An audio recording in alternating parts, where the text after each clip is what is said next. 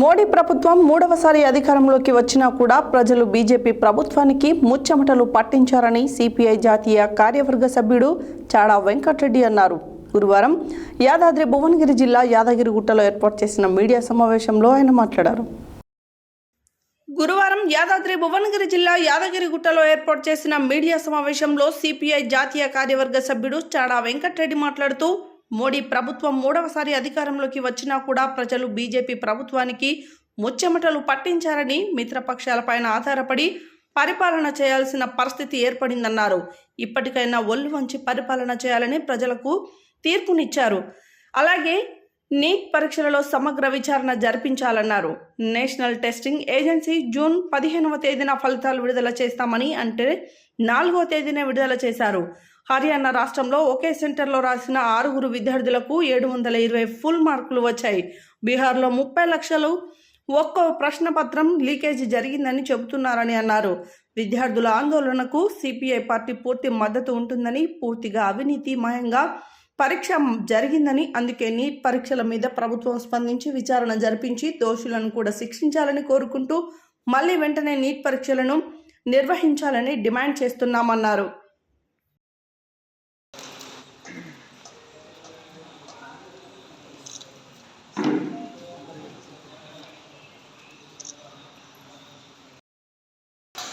రాష్ట్రస్థాయి రాజకీయ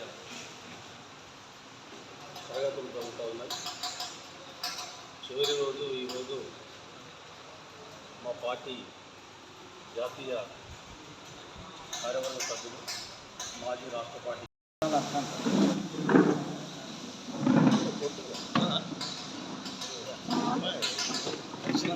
పోరాట సమితి ఆధ్వర్యంలో ఇక్కడ 3 రోజులుగా శిక్షణ శిబిరాలు నిర్వహించబడతా ఉన్నాయి. దానిలో భాగంగా నేను ఒక పాఠ్యాంశాన్ని బోధించడానికి వచ్చాను. సందర్భంగా వచ్చిన మీ అందరికీ స్వాగతం. మోడీ ప్రభుత్వం 3వసారి అధికారంలోకి వచ్చింది. ఈసారి మాత్రం ప్రజలు మోడీకి ముచ్చెమటలు పట్టించారు. ఆయనకు ఒక రకంగా చెక్కు పెట్టారు. 10 ఏళ్ళు ఏకపక్ష నియంత్రితంగా మతోన్మాదం లేదా కార్పొరేట్ అనుకూల విధానాలు అవలంబించాడు.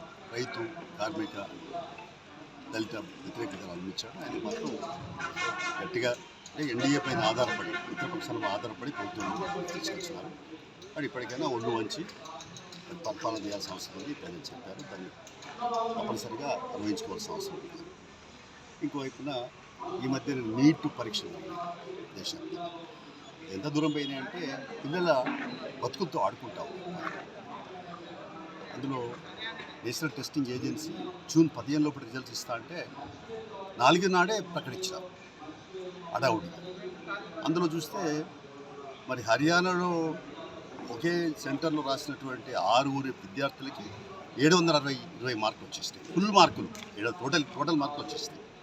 ఎక్కడ రావట్లేదు. బీహార్లోనేమో 30 లక్షలు ఒక్కొక్క ప్రశ్నపత్రం లీకేజీ జరిగిందని చెప్తారు. అంటే పూర్తిగా అవినీతిమయంగా మారిపోయినటువంటి పరిస్థితి.